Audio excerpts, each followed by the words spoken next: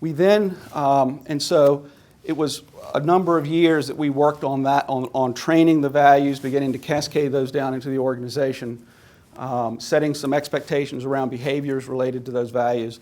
But a major part of that work was having the leaders, again, understand themselves, get assessed around themselves, and an important part of that was understanding our core values. And I don't know how many of you all have thought about what your core values were, because a big part of culture and leadership is our core values and the values of the company have to have some alignment. They don't have to be exactly the same, but it's not going to work. You're going to end up with the statistics like you have on the front end if the values that you hold near and dear to you don't align with the values of the company.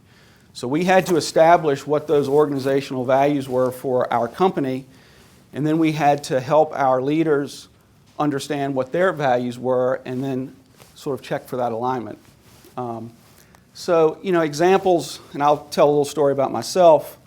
So, core values can be legacy, faith, financial security, family. You can pick 100 words, but they can be really important and they significantly influence your behavior. They also can create right versus right dilemmas. So, one of my values is loyalty, and that's probably one of the reasons I've been with Luck for 20 years, or close to 20 years. But it can be a blessing and a curse. So loyalty is a core value of mine. And so imagine this scenario, and this is a little bit simplistic, but Charlie tells John that we're going to sell the company. They're the only two people that know. And John is a close friend of mine, very close friend of mine. He's also a colleague. He comes to me. He's upset. He's got to help lead this sale. No one else is supposed to know. Charlie has confided in John and said, you can't tell anybody else. John comes to me as a friend and a colleague and says, I got to share this with you. I need some help. He's not doing it for drama. He's not doing it for any reason other than he needs help to work this thing through. So John tells me we're selling the company. We have a conversation about it. 2 weeks later, Charlie comes to me and says, hey, have you heard anything about us selling the company? Truth versus loyalty. So if I tell Charlie that I know we're selling the company, the only way Charlie knows I know is because John told me, because he didn't tell me. So you get put in this really interesting situation. Now, there are ways to work around that, but that's a simple sort of dilemma around a right versus right, truth versus loyalty. Well, we were in our first values class, so we were all new at this. They picked 40 senior leaders. The leadership team had been through this process in 2000. They picked the next sort of 40 senior leaders. I was fortunate enough to be one of those. They had 2 classes of 20, and we were working through this. We were wrestling with it. We didn't fully understand it. And we were talking about these right versus right dilemmas. And I sort of gave that example and said, at that time, if Charlie came to me, I'd lie to him. Well, I thought it was hilarious because people grabbed their chest. They started hyperventilating. Here I was violating the integrity value, right? And they were falling over in their chairs, and I knew Palmore was a liar and all this stuff. And but it was more complicated than that, because first off, all the people that grabbed their chest, I knew they weren't telling the truth either. But it was a conflict. If you just heard Palmore was a liar, that would not feel very good. I'd be in that list of the 80% that don't trust their boss. But it was a conflict of core values. And when you understand that, I'm not saying using loyalty as an excuse to lie, but it does create some more complexity that if you understand it and talk through it, you get to a place of understanding versus he either lies or he doesn't lie. And there are core values around faith. I mean, there are a number of those. And I would also submit to you, whether you really understand your core values or not, if you're in an interaction or a situation and you feel a wave of emotion, positive or negative, but out of the blue you feel you lock up, your stomach gets tight, you may not have any idea what core value has been triggered, but I would bet you that a core value has been triggered. And if you can pause for a minute and go, wait a minute, what just happened? What did that person say? What is the situation we're talking about that caused this emotional response?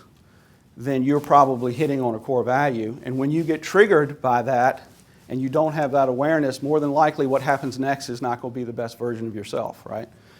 Because you're going to be emotional, you're going to be upset, potentially. And so then the next thing that comes out of your mouth or the next action is probably going to take the conversation the wrong way, not the right way. So that is one example of the learning that we went through, and it was transformational for us and helped us it has become a core part of what we view as values-based leadership, which is living, working, and leading in alignment with your personal core values, principles, and belief to in turn ignite the extraordinary potential in those around you. So there are a couple of ideas there. One is this idea of core values and organizational values. I've already talked about that. The other really important idea for us, and this is what has helped Luck on this journey. It doesn't mean that it's what's going to be right for your organization. But for us, the other piece was this idea that everyone has extraordinary untapped potential. Everyone in this room has extraordinary untapped potential. That's how we turn those numbers around from 20% engagement and 80% don't trust. There's a lot of potential in those numbers, a ton of potential in those numbers. So we believe that everybody has extraordinarily untapped potential, extraordinary potential. And if we as leaders can get aligned around our core values, aligned with the company's values, and that we then are in a much better place to help someone else untap their extraordinary potential, and then in turn they untap the potential around them, and it becomes almost an exponential type of move. So for us, for Luck Stone, what started it was Charlie Luck saying, this isn't the company I want to run. And then having that awareness, getting some help from someone outside to sort of hold the mirror up to us and say, this is the organization you are, now what do you want to be? And then us rallying around that idea and the idea of that everyone has extraordinary potential, and then activating that potential in others. And then again, this is just another representation of this idea of values and what people value. Katie started with us as an intern. She's a mining engineering graduate from Virginia Tech and is now working in our engineering program, but is thinking about going into our foreman trainee program to be to work her way up through the operations ranks. And so, unfortunately, just by the nature of our business, we do not have a lot of females in the production side of our business. And so it's really exciting to see young folks coming out of the mining engineering school and wanting to chase what, at least in the early parts of the career, can be a really, really difficult job. So, but she values making a difference in the field, and she's going to chase, if she chooses to, she'll chase that. So as we continued our values-based leadership journey over that first 5 years or so, and 6 years, and then 07, 08, 09 came along. And I know I don't have to tell this group, I'm sure you all have horror stories about 07, 08, 09. We're still, in many cases, working our way through it. But what you may or may not know, that also in 07, 08, and 09, people stopped building roads and building houses. And our rocks, those are our largest customer segments, and those that are related to it are rocks and houses. So our sales volume dropped by more than 50%. So all that growth that we had realized over that preceding 20 years was wiped away in 18 months. We had to have the first reduction in force in the history of our company. We went from 1,250 associates. Now, this didn't happen all at once, but we went from 1,250 to about 750. The largest one-time RIF was about 150 that occurred in late 08, I think. And so there were some in the organization that said, okay, now we're going to see whether this values thing is really going to stick. It's one thing when you're making a lot of money and want to go through this values journey. We were spending a lot of time on leadership development. Now all this stuff is going to go away, and we're going to get back to focusing on crushing rocks. This was a huge test for our organization, as it was for many organizations, but I will tell you that the work that we've done around our values, the work that we've done around our leadership, made us infinitely better prepared to deal with this. It was a traumatic experience for the Lucks personally. Charlie got physically ill as a result of having to, as a result of a number of things, but a big part of that seeing his company falling apart around him, as a result of the external market, and having to lose family, employees that had been around 25, 30 years. So as we were going through that, our values got stronger, not weaker. The leadership development work that we had been doing got stronger, not weaker, and it carried us through that, I think, better than we could have ever expected better than we could have ever expected without the foundation of those values. Because again, we lost, significantly more than 50% of our volume. Fortunately, price hung in there, but volume plummeted. And so as Charlie, again, it was another one of those moments for him, similar to 2000, where he said, there is more to this than crushing rock. Crushing rock's important, and crushing rock is what, fills our bank account and allows us to pay our employees. But this is Charlie, as I think about my legacy, and as I think about what I want to leave for a company, it's got to be more than just crushing rocks. And so we took our foundation of values and our foundation of values-based leadership, and Charlie said, I want this company to be known about positive impact and igniting potential, and the crushing rocks will take care of itself. And so we changed our mission. We took, again, the foundation of values-based leadership, and we changed our mission to we will ignite human potential through values-based leadership and positively impact the lives of others around the world. We've already talked about positive impact and igniting human potential. There was this other piece about around the world, and that caught some people's attention. So how's this little company that crushes rocks in Goochland going to have a positive impact around the world?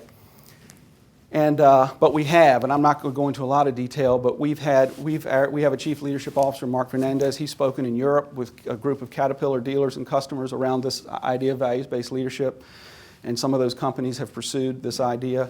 We've spoken all around the United States with colleagues, customers, vendors around this idea of values-based leadership. We have a Twitter feed, and I'm not all of that savvy with social media, but there have been hundreds of thousands of hits on our Twitter feed. So in fact, we have had a positive impact around the world sharing this idea of values-based leadership and what it has meant for our company, and we believe it can mean a lot for other companies as well. It will look different.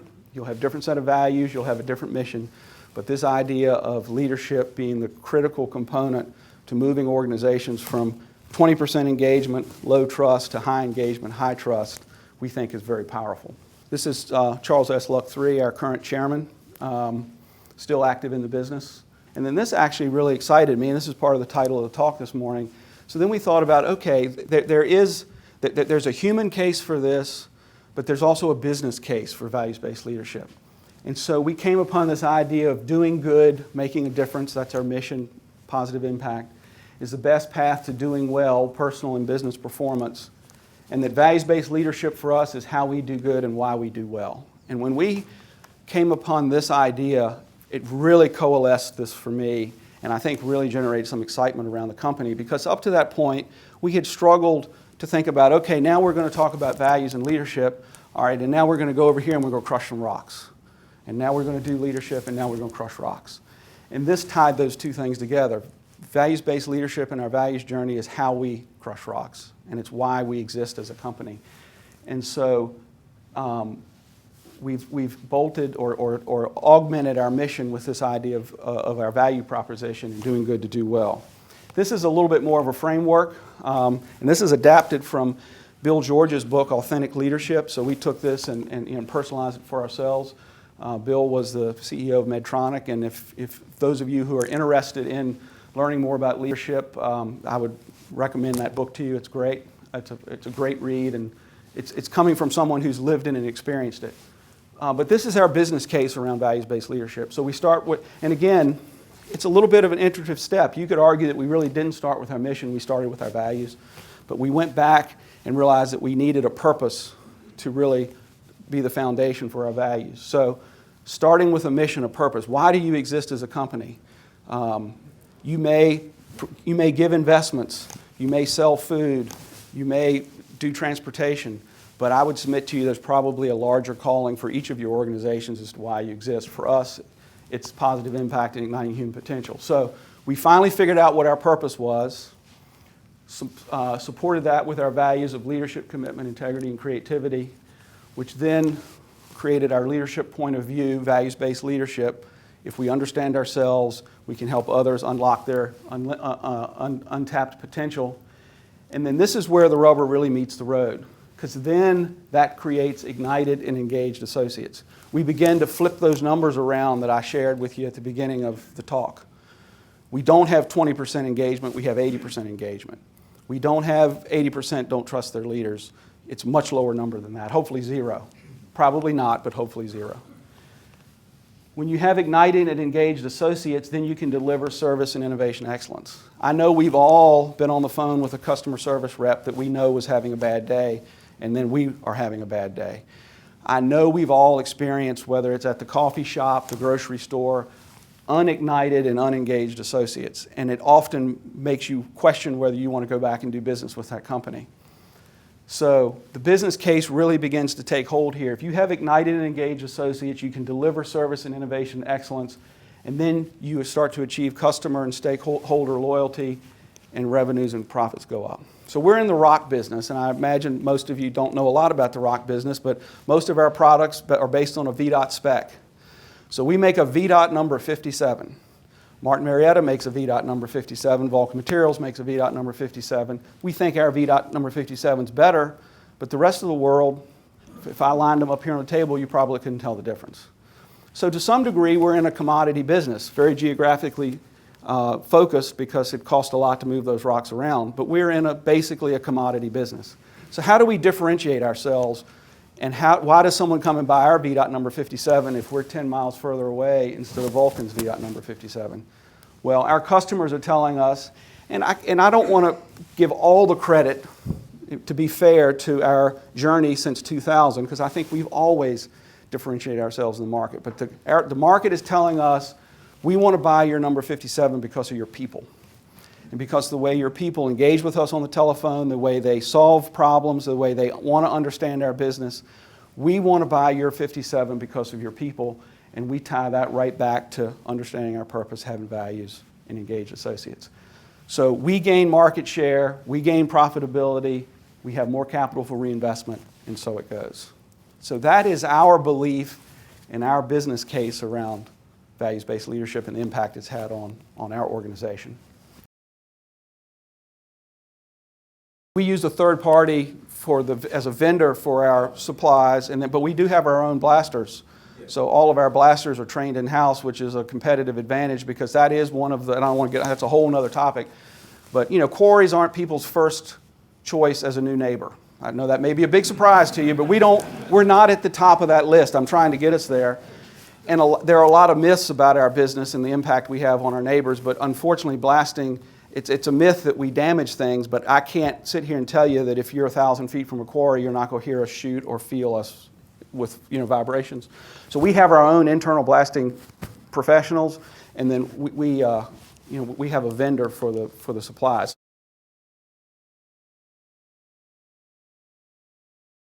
Yeah, well, it's interesting. We have our loader operators have been trained, not on all of this, but they've done insights, which is a personality profile. We engage our entire workforce on some frequency around this idea of values-based leadership, engagement. And so I would submit to you that if one of our loader operators walked in right now and said, why do you do what you do, it would not be long before the customer would come into that conversation. So they know that their effectiveness at getting that rock from the face to the crusher ultimately has an impact on the customer.